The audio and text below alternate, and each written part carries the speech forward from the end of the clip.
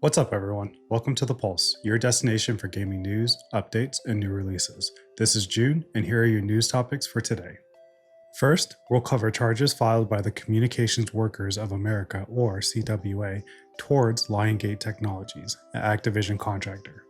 Followed by EA's announcement of game server closures for some Battlefield titles. Then, we'll dig into Sumo Group's staff reduction totaling up to 15% of their workforce. We'll also discuss some awesome news coming from Blumhouse and the announcements made during the Summer Games Fest showcase. Stick around for the onstage presentation and interaction with Jason Blum from the showcase. Next, for our Dragon Age fans, the Gaurd game director Corinne Bush confirms some important details about previous choices and character creation. And then to wrap it all up, a quick but exciting update about Valorant.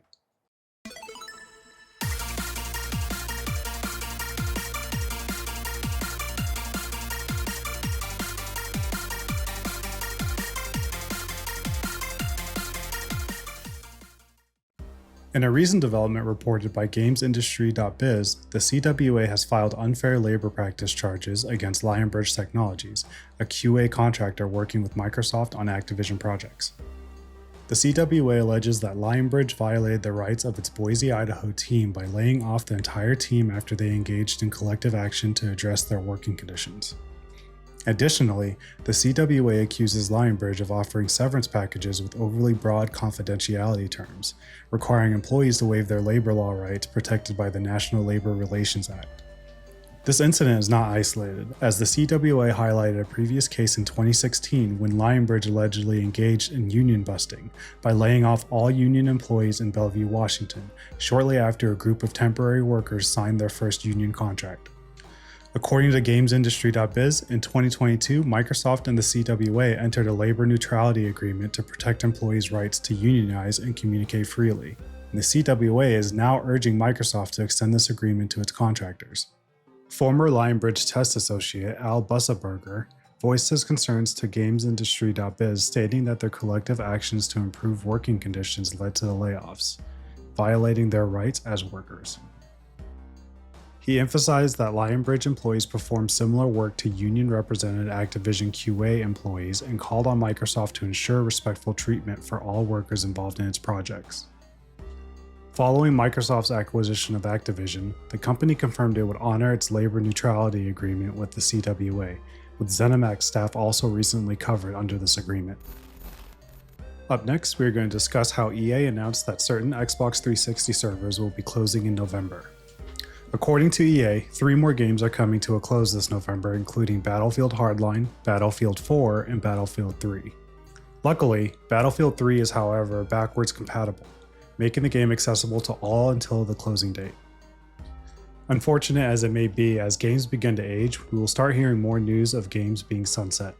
For a comprehensive list of EA's services being shut down, click on the link provided below.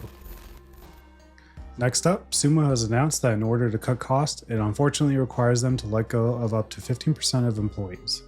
Sumo is well known for its work-for-hire and co-development services, and has built games for the likes of PlayStation, Microsoft, and Sega.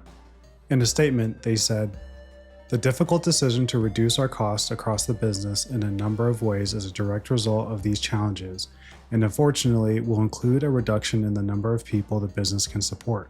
Every alternate route to limit the impact to our people is being considered, but sadly, this process of transformation will affect up to 15% of our people across the group." The Sumo Group claims to not be immune to reshaping operations, but it is meant to better navigate the upcoming challenges expected in the coming months. What's your take on this? Let us know in the comments below.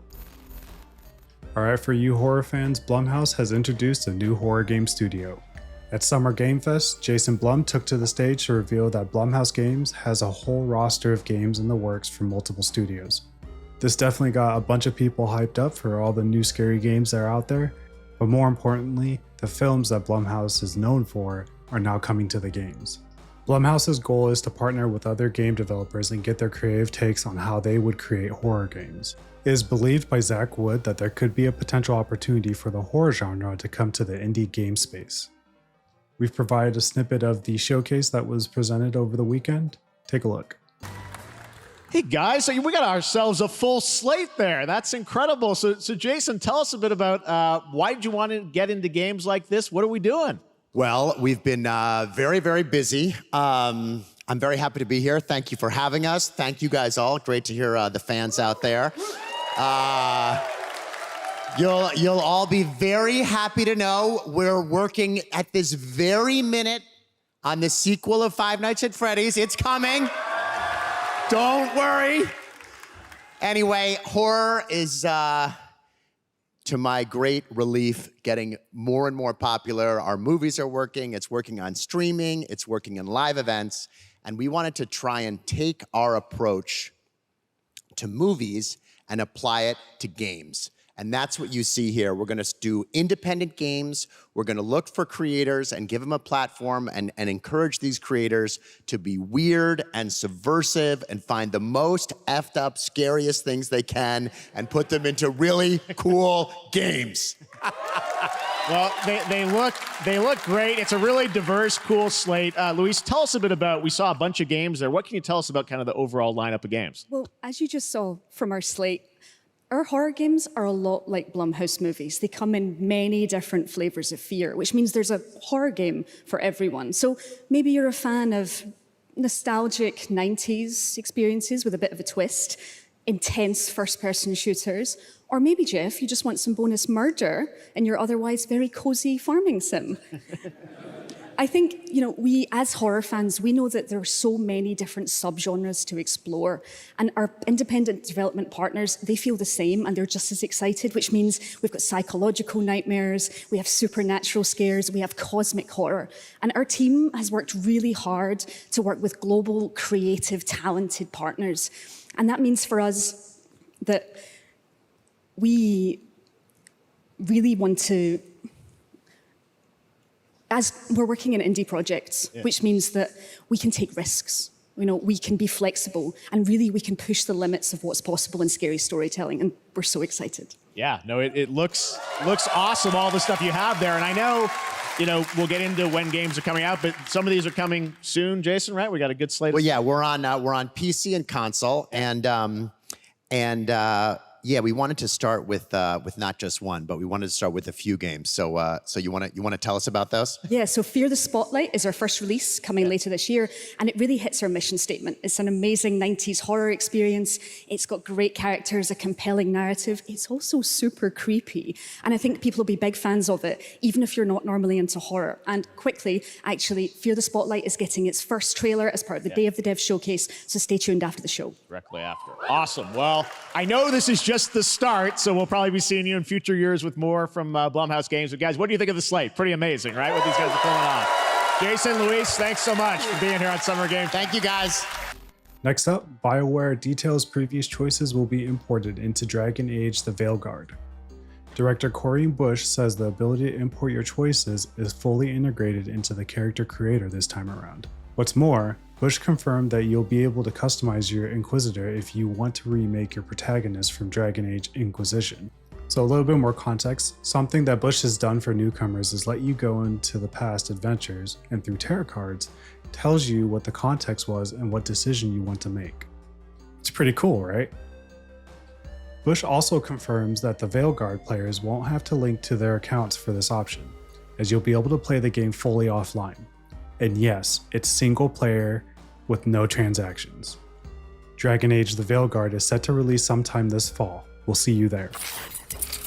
In some very exciting news for the week, Valorant is coming to PlayStation 5 and Xbox. Starting at 1 p.m. Pacific time, agents can start loading up on their console of choice. However, you can't just jump in. You'll need to register on the official website first. On top of that, there will be no crossplay between platforms due to how each version is controlled. The reason that was given is because they believe that console players will be at a disadvantage against the precision aim of PC players. Riot Games wants the competitive gameplay to feel as natural as possible on controller as it would on a keyboard and mouse. So what are you waiting for? Go sign up today. And here is this week's new releases.